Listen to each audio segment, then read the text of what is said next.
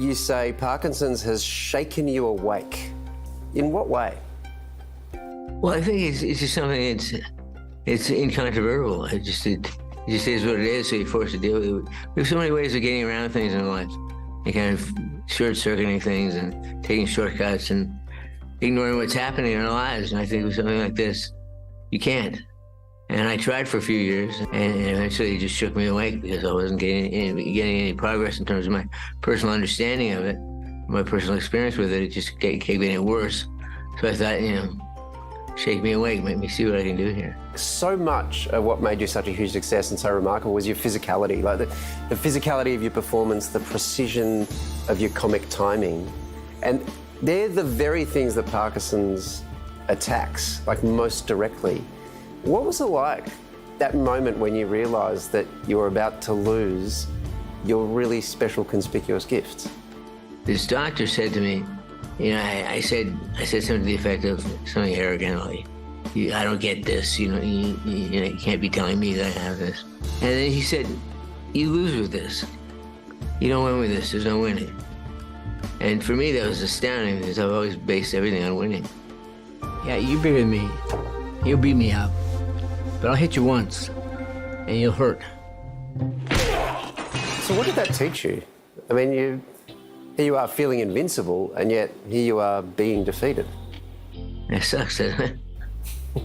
Yeah. And, it was there's so many things to sort out. One is my family, my wife, and I was thinking all those aspects of my life that were most important to me. And then to a lesser degree, my career, and to a lesser degree, my social world.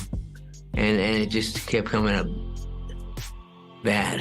And so I realized I did a couple of things. The last film I did was with Peter Jackson, who's almost Australian.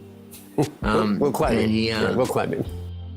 I was over in Wellington working with him for about 5 or 6 months, and my wife was at home with twin baby girls and my son. And I was not getting happy, cheery phone calls. I was getting, what the hell are you doing on the other side of the world phone calls? So I thought about it. I thought, well, what the hell am I doing on the other side of the world? And so I decided to do Spin City in New York. And immediately my family fell into rhythms that I could relate to. And it was really great. And but then, of course, the disease is inexorable. Keeps marching along. So I was settling into this big hit, my second hit series, and everything was great. And it was just kind of banging on me from the inside, saying, no, you're going to get away with this.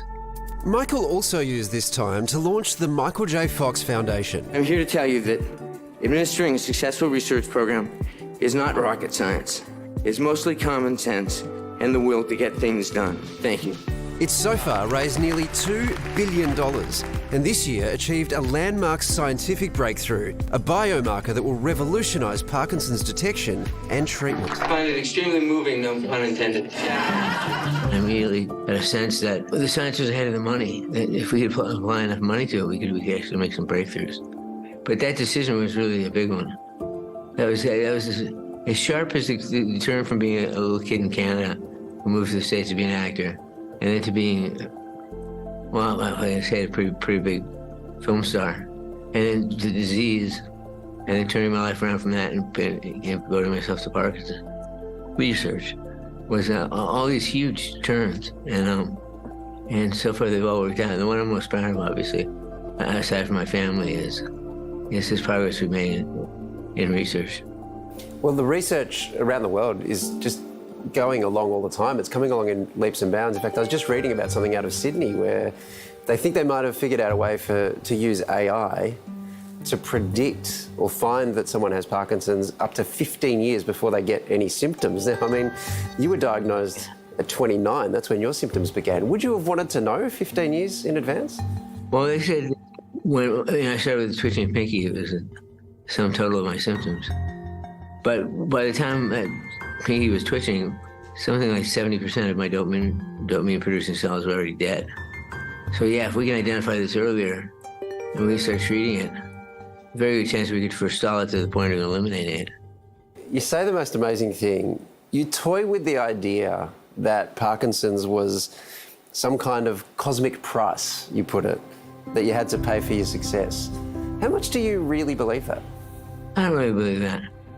I really do believe that I have a responsibility, that when this was handed to me and others saw the only loss, nothing but loss, I saw so much more than loss.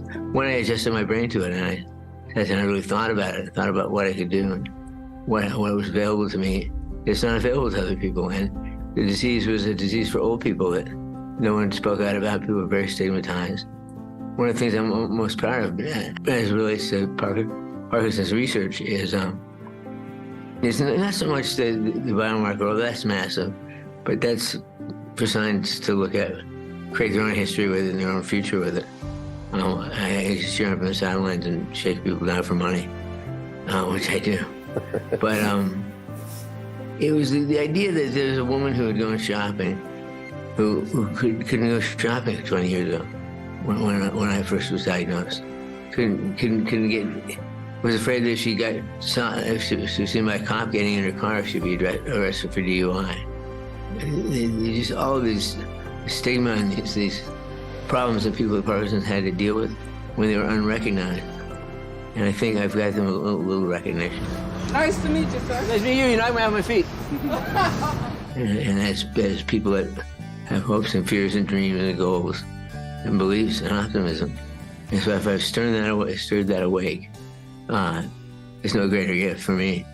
So, you know, I always say that Parkinson's is a gift. And people say to me, how can you possibly describe it as a gift? And I say, it's the gift that keeps on taking, but it's a gift. And I'm really happy with the way my life has turned out, and I love the chance I have to be of service. He was one of my first childhood crushes, Michael J. Fox. So brilliant. And all of the work that he's done after being diagnosed and in his prime, it's just so cruel.